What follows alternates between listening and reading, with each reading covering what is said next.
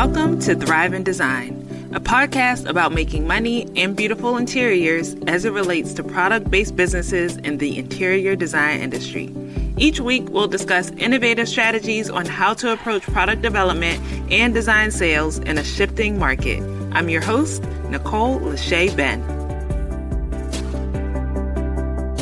Welcome back to another episode of the Thrive in Design podcast. Today, I'm super excited to welcome Mike Peterson to the show. Today's guest is a true pioneer at the intersection of design, science, and wellness.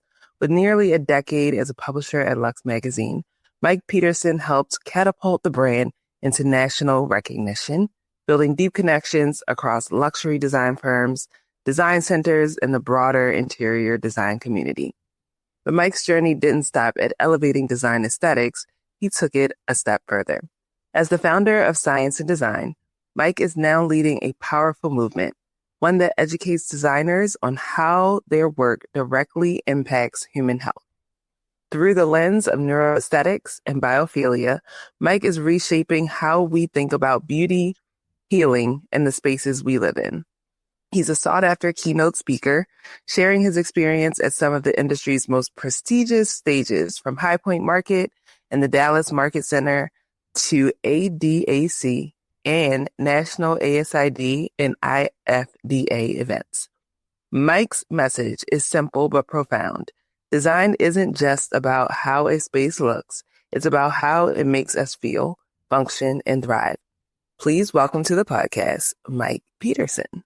Good morning, Nicole. How are you? Welcome to the show, Mike. My pleasure. So I always love to hear more about my guest's journey on how they got to where they are, outside of just like reading your bio, of course. So your journey into science and design began in 2015 after meeting Don Ruggles. So can you share what led up to that moment and what inspired you to pivot from marketing to launching a health-focused design movement? Well, it's really serendipity. I was still with Luxe Magazine at the time, and I was having lunch with Don. Don is a prestigious architect in Denver, Colorado. I mean, I remember the day specifically, December 15th, 2015. And during lunch, Don starts talking about how beauty improves health. And quite honestly, for the first 15 minutes or so, it was going right over my head. But I remember I was an advertising guy, and something clicked, and I began to realize, wait a minute, if beauty improves health and designers create beauty, then that means that interior design, when they create beauty, interior designers improve health. And for me, it was transformative. I started studying on the subject, and I saw so much potential for our industry at the time that I literally quit Luxe Magazine a year later and began to speak on the subject around the country. And it really, really has taken off. It's exciting to see what has happened for our industry. Yeah.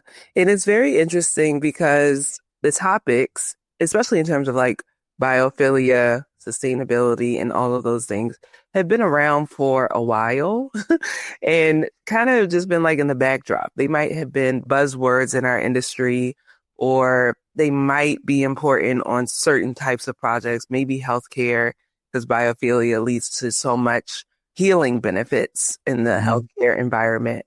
But it has been amazing to see the topics really take more speed, I guess, in being adopted over the last few years, because all of those topics are very important. So before we get into like the nitty gritty of what you're doing at Science and Design, I actually want to take a step back for people who might not even know, like, what is neuroaesthetics and biophilia? I would love for you to give us the definition in layman's terms and how you see those things being used in the design world. Well, there's a lot in that question. So let me start with a quick definition of the two words.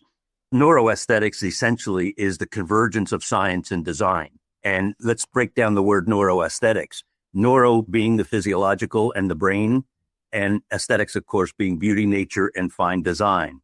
And neuroaesthetics today, because it is rooted in science and because of about 30 years ago or so, scanning and biomapping technology came into the forefront, and we can now literally document and measure the physical reaction that we have to beauty. And it's terribly exciting. It's documenting and validating what designers have always felt, and that is they make people feel better in their rooms. Well, now we know for sure that the beauty that designers create lowers heart rate. It lowers blood pressure. It creates something called GSR, galvanic skin response, which is a cellular change in our skin conductivity. It validates what designers have always felt and intuited, that they make people feel better, but now we have the proof.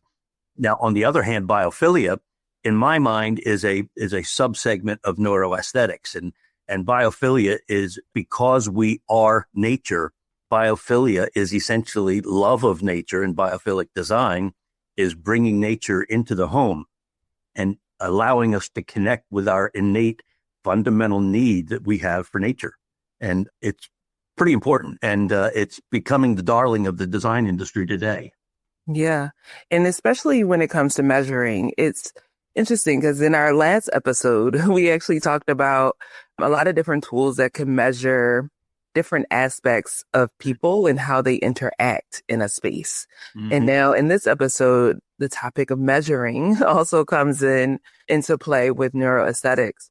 So I wonder if you could touch on, like, how do people measure, I guess, those metrics in order to be aware of how beauty is impacting people within the built environment? Let's talk about beauty first, because I think that's core to neuroaesthetics. Beauty is actually the foundation of neuroaesthetics. It's important for all of us to understand our evolutionary inheritance. We are who we have been. There's a great quote out of Nigel Nicholson in the United Kingdom, a psychology specialist, who says, you can take the person out of the Stone Age, but you can't take the Stone Age out of the person. Mm-hmm. And we are who we have been. And so it's important to know that the need for beauty is not an elective or a passive interest. It's a compulsion. We have survived over the millennia because we sought out pleasure and beauty. It's in our DNA. There's a great quote from Susan Magsamen, who's the executive director of the Arts and Mind Lab at Johns Hopkins. And let me read it to you. She says, the truth is that aesthetic experiences are hardwired in all of us. They are evolutionary imperatives encoded in our DNA as an essential part of our humanity, and they're fundamental to our health, well-being, and learning. So we don't have a choice. We must find beauty. And that just suggests great things for the interior design industry. What designers create is fundamentally needed by their clients. Now, the clients don't understand that, of course. So it's up to the design industry to share this information that beauty is a fundamental need to our physical being. And the way to measure it is done in labs. It started around 1998 in London with a neuroscientist by the name of Samir Zeki, who began to study and use scanning technology to measure the impact of beauty. So magnetic resonating machines are doing the work that is supporting the foundation for interior design today. Mm-hmm. And I wonder, because I think about, as you were talking about that, beauty and the definition of it, and I thought about that saying, like, beauty is in the eye of the beholder. You've heard that over the years. But I wonder, like, is there a certain, I guess, code on what is beautiful and how can we decide, I guess, even for designers and architects, what beauty might mean to have the greatest impact when it comes to neuroaesthetics? Well, first, let me state that there's a newer term that's being used in science. It was coined by Dr. Anjan Chatterjee out of the University of Pennsylvania, a noted neuroscientist, who essentially says beauty is in the brain of the beholder. The eye is merely a tool of the brain. And beauty is defined individually. What one person feels is beautiful, another person may not agree. But there are standards in the world of neuroscience, the facial structure, the two eyes in the mouth, the upper left, upper right, lower middle. All of these are inherited cues for the human species. It's one of the reasons we see, for instance, faces in the front of a car, and we see faces on a watch or a clock. These are all part. Again, we don't have a choice. We look at it and it's part of our unconscious inheritance. Yeah. So when you really start to study all of this, it becomes fascinating for the individual. And it's one of the reasons so many designers are turning to science now to help them position their brands. Yeah, I love that. Thank you for pointing that out because I know people would be thinking about it like, okay, well, if I think something is beautiful versus another person, how do Yeah. we really talk about that? Now, let's talk about the convergence between neuroaesthetic and biophilia, because I know you just said that biophilia is simply like one of the subsets of neuroaesthetics, but talk about how do they integrate together and how do you go about training architects and designers on these subjects? Well, the thing that designers will learn once they start studying neuroaesthetics and biophilia is that there are characteristics of design that they can employ on their own. I'll give you an example. In the world of biophilia, there's a design element called prospect and refuge. And it's really again, it's part of our inheritance from the days that we lived in caves, safe and secure in our refuge, but with looking out at the expanse of the land, the prospect of the rest of the world. And it's one of the reasons today that when we walk into a restaurant and the restaurant is empty, we don't choose the table in the middle of the room. We choose the table against the wall because we want our backs protected, safe and secure with a view to the rest of the room. Science will also teach us about words like odd words, okay, like thigmotaxis. Now, that's not a word that comes up in everyday language. Yeah. Thigmotaxis is essentially the study of the fact that we are wall huggers. And that's exactly what that means. There's another design term inside of science, and it's called fractal patterning. It's being studied extensively by Richard Taylor, a specialist out of the University of Oregon. And Richard talks about how fractals are so important, they actually lower stress levels. Fractal patterns are things like snowflakes and stone walls and the curling waves in the ocean and clouds in the sky. And so when fractals are employed by an interior designer, we already know that those fractal patterns will lower stress levels and inside the home. So instead of a bare wall, we need to pattern the wall in a particular way. And you learn these things when you study this whole concept of the science that is behind design. Mm-hmm. I love that. And it's nice to like hear it broken down in a few different terms. So tell me even further. So let's even go back to that last one. What was it called? Fractal patterns? Fractal patterning. Mm-hmm. Okay, fractal patterning. So say I was a designer and I am designing a space, whether that is residential, hospitality, healthcare. What are the basics that I would need to do in order to apply a concept like that to my design? Well, you would first need to understand and study the subject of fractal patterning. Fractals are essentially geometric images. I'm going to get a little scientific here. Go for it. Fractals are essentially geometric images that are similar in design, but they ascend or descend in scale. So a fern, for instance, is a perfect example of a fractal pattern.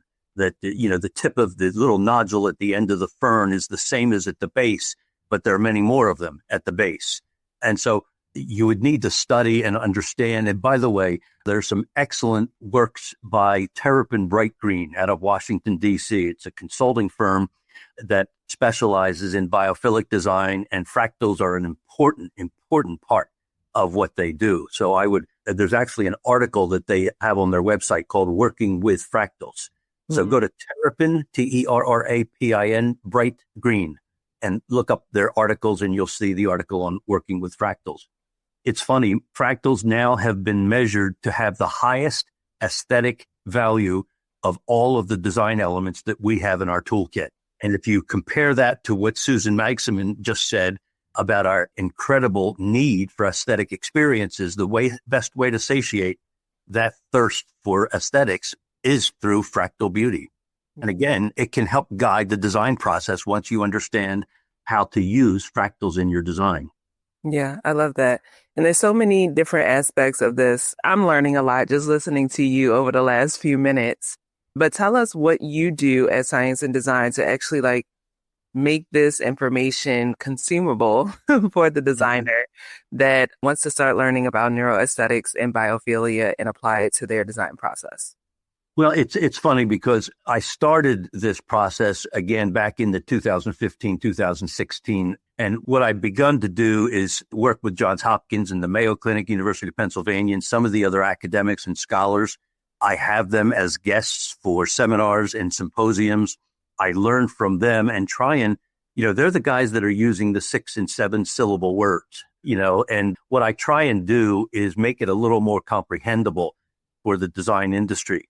And so I have a monthly webinar, and anybody interested in attending can go to scienceanddesign.com and sign up for my newsletter. I have a monthly newsletter that focuses on different subjects of neuroaesthetics or biophilia and success stories around the country.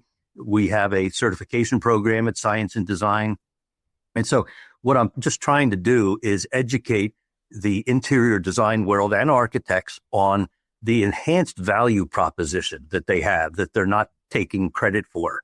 We improve health. Science actually thinks of us, our industry, as an alternative health resource. Mm-hmm. There's a great quote from Dr. Claudia Miller at the University of Texas. She heads up the environmental medicine department at the University of Texas. And the quote is this: architects and designers have a greater ability to improve public health than medical professionals. Mm. If that doesn't spin your head as an interior designer, that should be an aha moment, because this doctors, the people we trust with our health, this doctor is saying that we have a greater opportunity to improve health than they do. And it's because we create beauty, and beauty heals. And that's what's so exciting and is game changing and cutting edge for our industry. There's a doctor who heads up the Center for Innovation at the Mayo Clinic. His name is Dr. Douglas Wood, and he's famous for saying the future of medicine is in the home. Mm. Again, powerful new knowledge that science wants us to learn. Yeah. And it's, as people, we spend so much time outdoors, right? Whether that be at home, commuting to work, we're indoors in our car, or whatever type of transportation. Once we get to that building, we're in that building for however many hours a day, and then we're doing it in reverse. So it makes sense that the built environment or whatever interior environment would have an impact on you. I know when I first bought my house and it was just like a blank slate, I was just so down all the time.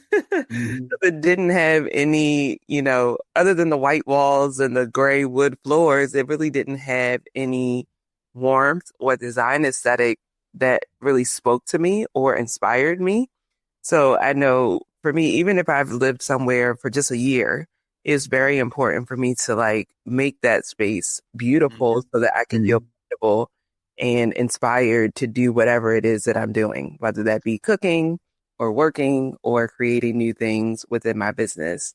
So knowing that there is even more research and science behind it is even more important for people to understand, make your space beautiful so that you can be. Designers we've always felt as an industry that what we do helps the individual, but there's a new concept that is developing in science called the extended mind. And again, I don't want to get too scientific here, but essentially the mind is not confined to the brain, but actually works through the brain and the body into the immediate environment. It's a reciprocal relationship that we have with wherever we are. Think about how we feel if we're closed up in a room with no windows staring at a laptop computer screen versus how we feel walking along the beach with the ocean tickling our feet. It's totally different. So the environment is always influencing us 24/7, every second of every day. And so that just portends great things for interior design, because we're building an environment that actually impacts the human species. And science is now, again, as I said, science is now validating the importance of that for the world of interior design. Love that. And I wonder if you could talk to any outcomes. So what feedback or outcomes have you seen from designers who is explicitly are focusing on neuroaesthetics and biophilia, biophilic design? Do you have any success stories to share? Yeah. What we have is we've had now a couple hundred designers go through our Science and Design certification program. Mm-hmm. And inside the program, we talk about how to begin to market and position your brand based on neuroaesthetics and biophilic design. And what I am seeing is that the language of interior design is changing. We're famous for old, antiquated phrases like timeless design. That's so used and old, it should be banned from websites, in my opinion. I wrote down a couple of website headlines that I thought you might enjoy. This is what how designers are now positioning who they are and what they stand for. The language of design is changing. Erica McLean out of Dallas says our science-based design process. Dayhouse Studio talks in Utah, says bridging interior design and health, a new paradigm for design. Wellness is the new wealth from Rendezvous Design in Fort Lauderdale. Elon Design in DC. Neuroaesthetics, the science of how beauty and art affect our health. And Cat Blue in Atlanta. Design is where science and art break even. So what you're seeing now is a regular use of the scientific words to position the brands. And it's happening. And frankly, these are early adopters. Mm-hmm. And I would say to your audience that 10 years from now, this is going to be common language. This is where the industry is headed. And I would heartily recommend that the listeners to this podcast, start studying. This is where we're going to be in 10 years as an entire industry. Yeah. And some of my audience is interior designers, of course, and they're probably listening like, okay, I have to get onto this information so that I can be well informed and ahead of the curve. But some of my listeners are also from interior product manufacturers. So they're making the products that go into the built environment, whether that be wall covering or textiles, flooring, furniture, etc. Is there any information that they should be aware of when it comes to neuroaesthetics and biophilia? Because essentially they are creating the things that the designer is then specifying to put into the space. So I would imagine that it would be a lot easier for a designer to specify and create, an interior space if they had products readily available that aligned with these concepts. So is there anything that you could share with the interior product manufacturers out there, what they might need to be aware of to include in their product development or even in their messaging for existing products that might align with these concepts? This is a great question because designers are pretty much ahead of furniture manufacturers. I did a designing well-being symposium at April High Point Market, and the number one complaint from the 80 interior designers in the room was that manufacturers need to step up their game and begin to learn what these designers know and what science knows. So yes, the furniture manufacturers need to become aware, get out of their routine and become aware of products that actually can improve health. Bill Browning from Terrapin Bright Green was our keynote, and he started to describe types of furniture that actually make people feel good. And it's the kind of thing that major manufacturers should take advantage of now, because again, that's where our industry has gone. You already have a couple of manufacturers that didn't necessarily understand the terminology, but have built their brands based on health-based product. One is Phillips Collection, and they do a great job, product born in nature with a story to tell. Another is Fazy Rug. They just introduced a market or two ago, a biophilic collection of rugs because they understand the health benefits of those types of patterns. So I would heartily recommend that the furniture manufacturers begin to learn, and they can call me if they want to. Yeah. And have a general conversation. I love this subject. And so I'm happy to talk to anybody that's listening to this. Just reach out to me, Mike@scienceanddesign.com, and I'll be happy to talk to you about it. This is needed in our industry and it creates an enhanced value proposition. Absolutely. All right. So you gave us one call to action for those manufacturers. If they're a designer out there and they're like, hey, I want to learn more. I know you have your CEU, you have your webinars.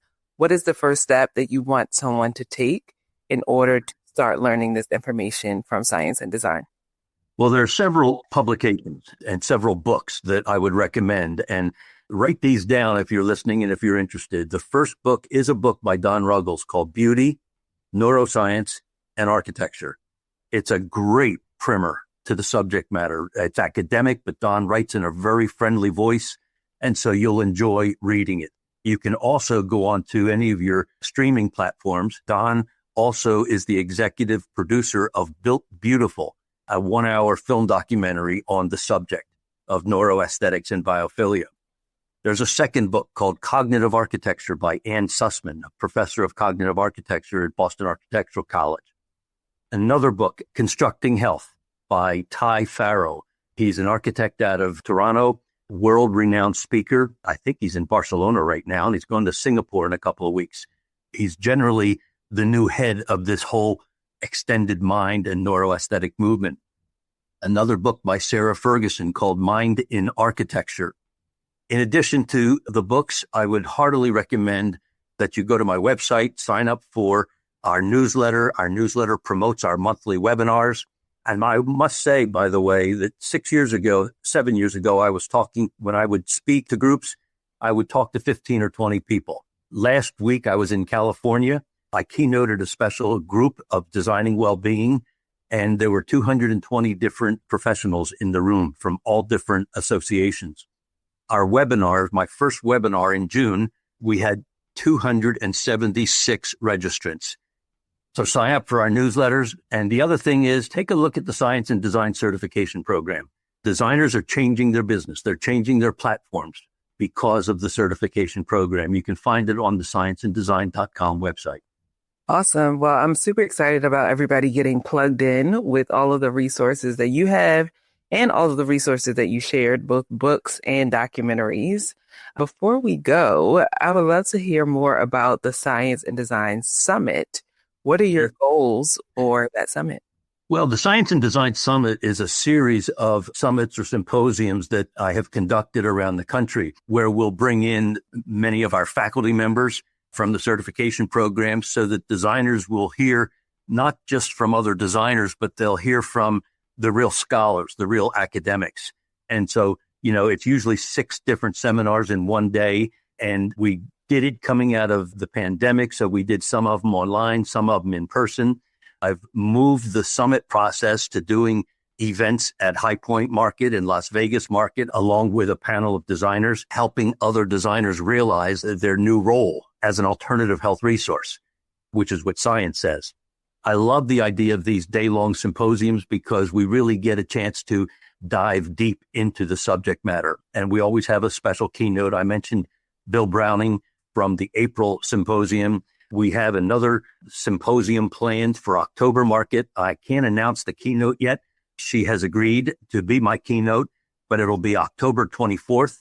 So reserve the day and sign up for my newsletter so you can learn more about how to register.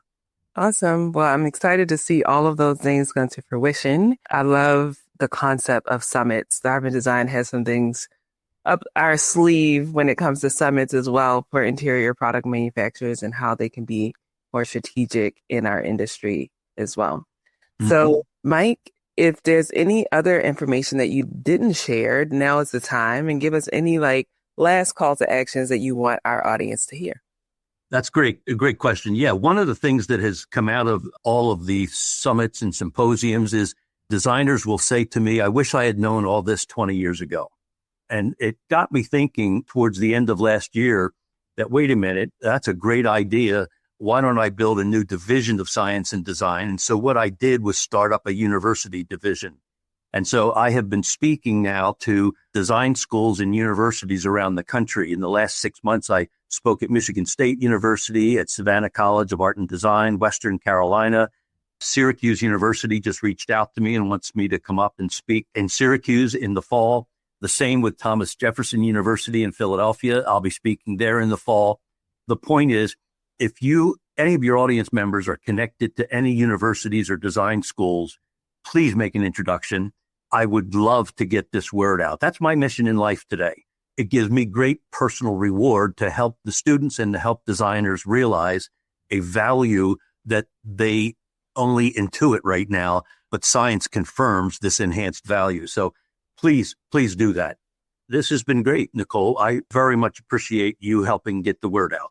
Absolutely. Well, I'm glad you already crossed my 2 alma maters off your list, Syracuse University, Go Orange, and Savannah College of Art and Design. Yay! I can't make introductions for you because you already got those down. But I'm sure my listeners will be more than happy to reach out and connect you with their alma maters or any universities Yeah. they are connected to as well. But now that I think about it, I am going to be starting to teach in the spring semester at a local community college here in Maryland in their interior design department. So I'll definitely be in touch. Do that. And connect with me on social. Again, it's Mike at scienceanddesign.com.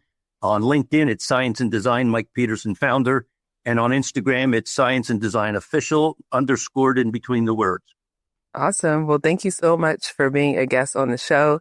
It's been a pleasure, and I'm sure everybody will take away so much information to feel inspired to start their journey of learning more about neuroaesthetics and biophilia and integrate it into their design process. My pleasure. Thank you very much, Nicole. Thanks for joining us this week on Thrive in Design. Be sure to follow us on Instagram at Thrive in Design. And for more strategies on how your product company can innovate in the interior design industry, head to training.thriveindesign.co. As always, subscribe to the show to catch every new episode and leave us a review so we can continue to create captivating content. See you next week.